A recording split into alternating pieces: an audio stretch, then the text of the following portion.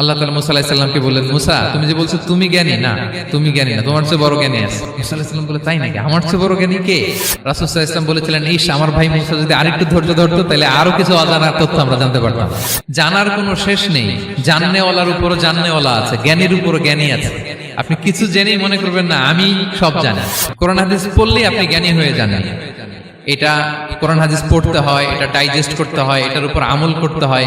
এই জ্ঞান অর্জন শেষে এরপরে আল্লাহর প্রিয় বান্দাদেরকে আল্লাহ অন্তরে ইলমের নূর দেন, ইলহাম দেন। That is the knowledge, that is the pure knowledge. আপনি হাফেজে কোরআন হয়ে ভাবেন না আপনি সব জানেন, আপনি বুখারী মুখস্থ করে ভাবেন না সব জানেন। এই সব জ্ঞান অর্জন করার পরে ইলমের নূর হাসিল হয়, সেটা আল্লাহ সবারে দেয় না।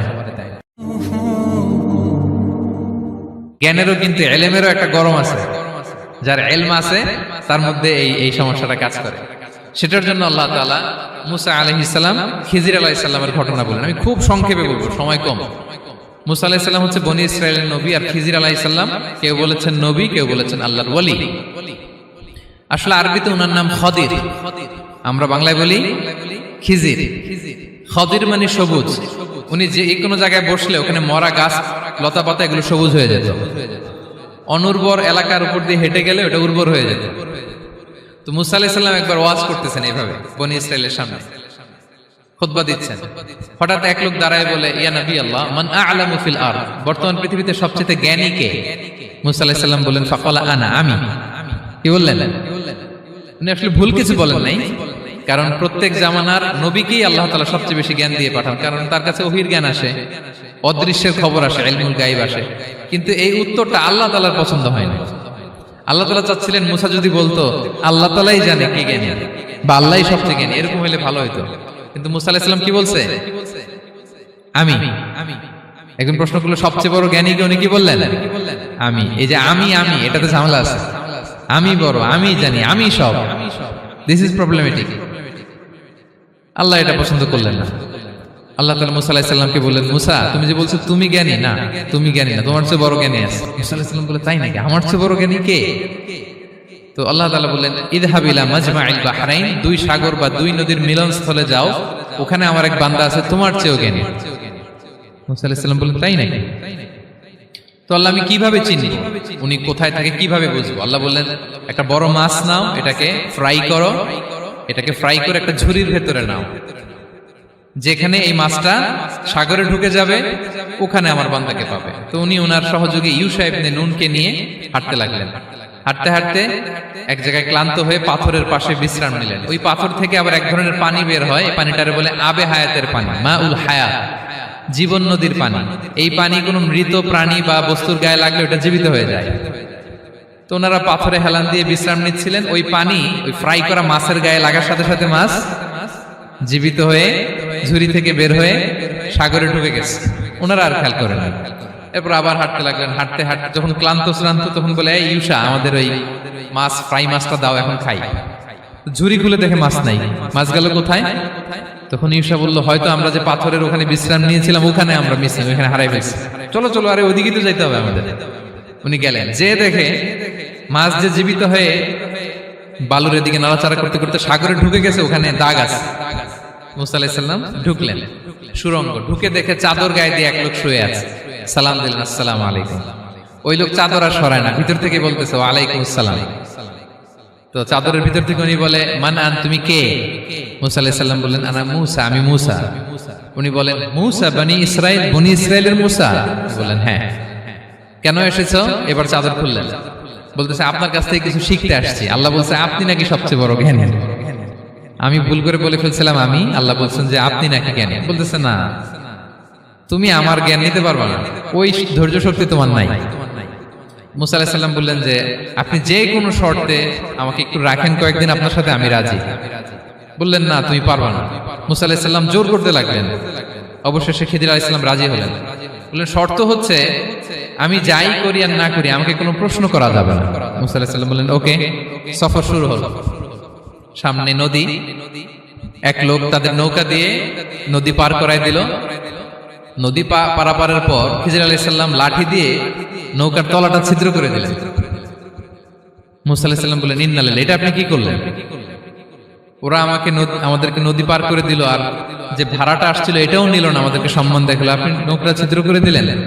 খিজির আলাইহিস সালাম বলছে, এই যে আমি বলছিলাম না তুমি ধৈর্য ধারণ করতে পারবো না, যাও তোমার রাস্তায় তুমি, আমার রাস্তায় আমি। মুসা আলাইহিস সালাম আবার ক্ষমা চাচ্ছেন যে আপনি আমার ক্ষমা করেন, আমি তো ভুলে গেছি, আর প্রশ্ন করবেন না। চলতে লাগলেন। হঠাৎ বাচ্চারা খেলতেছে, এক বাচ্চাকে ধরে হত্যা করলেন খিজির আলাইহিস সালাম। এবার তো মুসা আলাইহিস সালাম রেগে গেছে, আপনি করলেনটা কি? নিষ্পাপ ফুলের মতো শিশুকে হত্যা করলেন। খিজির আলাইহিস সালাম বলে, এই যে আমি জানতাম যে তুমি ধৈর্য ধারণ করতে পারবে না, তোমার রাস্তা এক, আমার রাস্তা এক, যাও। এবার মুসা আলাইহিস সালাম করজোর করতেছে যে this is the last chance, একটা ফাইনাল চান্স দেন, একটা সুযোগ দেন, আর আমি প্রশ্ন করব না, এটাই লাস্ট। বলেন ওকে ঠিক আছে। হাঁটতে হাঁটতে এক ইহুদি বসতির সামনে যে হাজির, দুজনই খুব ক্ষুধার্ত, খাবার চাইলো, এরা আবার কৃপণ, খাবার দিল না। তো খিজির আলাইহিস সালাম বললেন ঠিক আছে, খাবার যেটা দিচ্ছেন আমরা চলে যাই। যাওয়ার পথে দেখতেছে এই এলাকার একটা দেয়াল ভেঙে পড়ে যাবে। তিনি বললেন মুসা চলো এটা ঠিক করে দেই।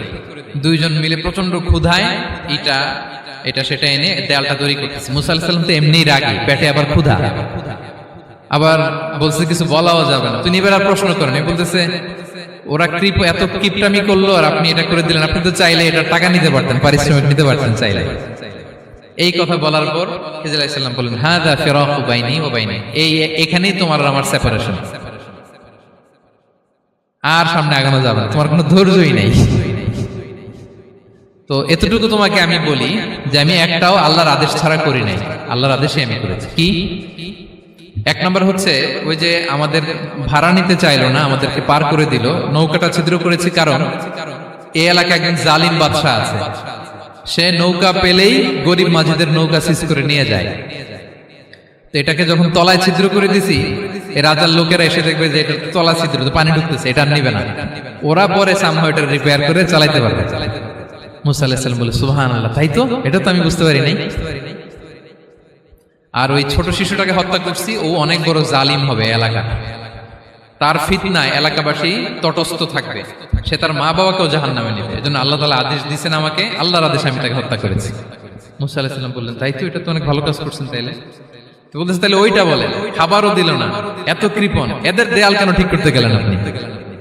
তখন তিনি বললেন যে আসলে এটা একটা ইয়াতিমদের ঘর ছিল, দুইটা ইয়াতিম শিশু, তাদের বাবা মা খুব ভালো ছিল, আর এই দেয়ালের নিচে আছে গুপ্তধন, এই দেয়ালটা পড়ে যাবে, এই গুপ্তধন তারা ছোট মানুষ নিতে পারবে না, এলাকাবাসী তাদেরকে বঞ্চিত করে নিয়ে যাবে। আমি দেয়াল গড়ে দিলাম যাতে করে তারা যখন প্রাপ্তবয়স্ক হয় নিজেদের সম্পদ নিজেরা বুঝে নিতে পারে। সুবহানাল্লাহ বিহামদি। মুসা আলাইহিস সালাম বলে তাই তো, এগুলো তো আমি বুঝতে পারি নাই। তো এই ছিল খুব সংক্ষিপ্ত পরিসরে মুসা আলাইহিস সালাম খিজির আলাইহিস সালামের ঘটনা। তো রাসূল সাল্লাল্লাহু আলাইহি ওয়াসাল্লাম বুখারীতে একটা চমৎকার কথা বলেছেন, তিনি বলেছিলেন ওয়াদিদনা আন্না মুসা সাবার হাত্তা ইউকাসসা আলাইনা মিন আমরিহিমা। রাসূল সাল্লাল্লাহু আলাইহি ওয়াসাল্লাম বলেছিলেন ইস, আমার ভাই মুসা যদি আরেকটু ধৈর্য ধরতো তাহলে আরো কিছু অজানা তথ্য আমরা জানতে পারতাম।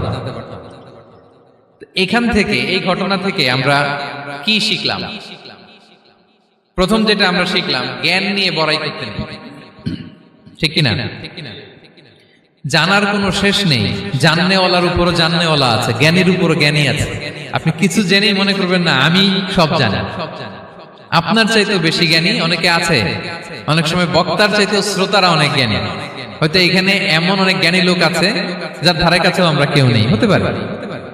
সো আমি সব জানি, এটা ভুল, এটা শয়তান বলে। এটা কে বলে? শয়তান বলে। আবু নাওয়াস একটা কবিতা লিখেছেন, ওয়াকুল লিমান ইয়াদঈ ফিল ইলমি ফালসাফাতান হাবাসতা শাইআন ওয়া গাবাত আনকা আশিয়াউ। কেউ যদি বলে আমি সব জানি, তুমি তাকে বৃদ্ধাঙ্গুলি দেখিয়ে বলো আপনি কিছুই জানেন না, আপনি অল্প কিছু জেনেছেন, জানার এখনো অনেক বাকি। তাহলে মুসা আলাইহিস সালামের এই ঘটনা জিজ্ঞেস করা হলো কে জ্ঞানী, উনি বললেন আমি জ্ঞানী। এরকম কি আমরা কখনো বলবো? না। সবচাইতে বড় জ্ঞানী কে? ওয়া ফাওকা কুল্লি যী ইলমিন আলিম। সবচাইতে বড় জ্ঞানী আল্লাহ তাআলা। সো জ্ঞান নিয়ে আমরা অহংকার করব না। দুই নম্বর যে শিক্ষাটা আমরা পাই, ওই যে নৌকা দিয়ে পারাপার হচ্ছিল, তখন একটা চড়ুই পাখি এসে সাগরের মধ্যে মুখ দিয়েছিল। তো খিজির আলাইহিস সালাম বললেন মুসা, তুমি কি চড়ুই পাখিটা দেখতে পাচ্ছ? হ্যাঁ দেখতে পাচ্ছি। চড়ুই পাখিটা যে সাগরে মুখ দিলে দেখতে পাচ্ছ? হ্যাঁ দেখতে পাচ্ছি। তখন খিজির আলাইহিস সালাম বললেন চড়ুই পাখিটা সাগরে মুখ দিয়ে পানি খাওয়ার পরে চড়ুই পাখির ঠোঁটে বা চঞ্চুতে যতটুকু পানি লেগে আছে, এই পানিটা হচ্ছে তোমার, আমার এবং মহাবিশ্বের আমাদের সকলের জ্ঞান। আর এই মহাসাগরের সকল পানি হচ্ছে আল্লাহ তাআলার জ্ঞান। আল্লাহ তাআলা বলেছেন ওমা উতিতুম মিনাল ইলমি ইল্লা কালিলা, আমি তোমাদেরকে একেবারে অল্প জ্ঞান দিয়েছি, একেবারে অল্প। এই রহস্যে ঘেরা এই মহাবিশ্বের অনেক কিছুই আমাদের অজানা প্রিয় ভাইরা, আমরা অনেক কিছু জানি না, আমাদের এই লিমিটেড নলেজ এগুলো ধরে না, তারপর আমরা জ্ঞানের বড়াই করি। আপনারা উপমাটা বুঝতে পারছেন? একটা নৌকা থেকে চড়ুই পাখি ঠোঁট দিয়ে পানি খাচ্ছে, পানি খাওয়ার পরে স্বভাবতই চড়ুই পাখির ঠোঁটে একটু পানি তো লাগবে।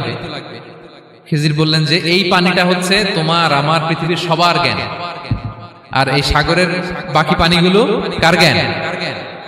এবার বুঝতে পারছেন আল্লাহ তাআলার জ্ঞানের পরিধি। আমরা জ্ঞান নিয়ে যেন কখনো কি না করি, বড়াই না করি। জ্ঞান দুই ধরনের, একটা বাহ্যিক জ্ঞান, একটা অন্তর্নিহিত জ্ঞান। External knowledge, internal knowledge. আমরা যখন কোরআন হাদিস পড়ি আমাদের বাহ্যিক জ্ঞান অর্জন হয়। কোরআন হাদিস পড়লেই আপনি জ্ঞানী হয়ে যান। এটা কোরআন হাদিস পড়তে হয়, এটা ডাইজেস্ট করতে হয়, এটার উপর আমল করতে হয়। এই জ্ঞান অর্জন শেষে এরপরে আল্লাহর প্রিয় বান্দাদেরকে আল্লাহ অন্তরে ইলমের নূর দেন, ইলহাম দেন। That is the knowledge, that is the pure knowledge. আপনি হাফেজে কোরআন হয়ে ভাবেন না আপনি সব জানেন, আপনি বুখারী মুখস্থ করে ভাবেন না সব জানেন। এই সব জ্ঞান অর্জন করার পরে ইলমের নূর হাসিল হয়, সেটা আল্লাহ সবারে দেয় না।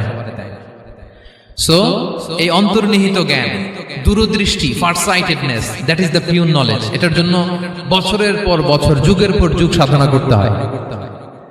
সেটার জন্য এই জ্ঞান অর্জনের জন্য তিনটা জিনিস করতে হয় ইলমের নূর অর্জনের জন্য। কয়টা? এক হচ্ছে বিনয়, দুই হচ্ছে সফর, তিন হচ্ছে সবর। আবার বলি, এক হচ্ছে বিনয়, দুই হচ্ছে সফর, তিন হচ্ছে সবর। আল্লাহ তাআলা আল্লাহর নবীকে তাওরাত দেওয়ার পরেও আরো ট্রেনিং সেশন করাইছেন খিজির আলাইহিস সালামের কাছে। যাও, ওনার কাছে গেলে তুমি ছোট হবা, নত হবা। জ্ঞান যদি আমি নিতে চাই আমাকে ছোট হইতে হবে। ধরেন একটা গ্লাস থেকে একটা খালি গ্লাসে পানি ঢালবো, তো যেটাতে নেওয়া হবে এটা উপরে থাকলে হবে? যে গ্লাসটার মধ্যে পানি আছে এটা উপরে থাকবে, ওইটা ব্ল্যাঙ্ক গ্লাসের মধ্যে পড়বে। আপনি নলেজ ইলম নিতে চাইলে আপনাকে নিচে থাকতে হবে, উনি উপরে থাকবে। আপনার শায়েখ আপনাকে দিবে, আপনার উস্তাদ আপনাকে দিবে, আপনার মুর্শিদ আপনাকে দিবে। বুঝতে পেরেছেন? তাহলে আমাদেরকে হাম্বলনেস লাগবে। শিখতে হইলে হাম্বল হইতে হয়, বিনয়ী হইতে হয়। আচ্ছা, দুই নাম্বার সফর করতে হয়। এটা আল্লাহ মুসা আলাইহিস সালামকে দিয়ে করাইছেন, যাও পিছে পিছে উস্তাদের পিছে পিছে ঘুরো। তো এজন্য সফর করতে হয়। এখন ঘরে বসে অনেক কিছু জানা গেল, উস্তাদের সান্নিধ্য লাগে, সফর করতে হয়। আমাদের ক্লাসিক আলেমরা হাদিস কালেকশনের জন্য শহরকে শহর সফর করতেন। এখনো আমাদের আলেমরা দেওবন্দে যায়, মিশরে যায়, মদিনায় যায়। এখানকার মালয়েশিয়ান স্টুডেন্টরা দেশে বিদেশে যে নলেজ অর্জন করে। সফর আপনাকে লাগবে। তাহলে বিনয়, সফর, তিন নম্বরে কি? সবর। ধৈর্যশীল হইতে হবে। দেখেন মুসা আলাইহিস সালাম বারবার প্রশ্ন করে ফেলতেছেন, বারবার ওয়াদা ভঙ্গ করতেছেন। এরকম করলে হবে না, ধৈর্য লাগবে। ধৈর্যের বলে বলিয়ান হলে তখনই আপনার মধ্যে ইলম আসবে।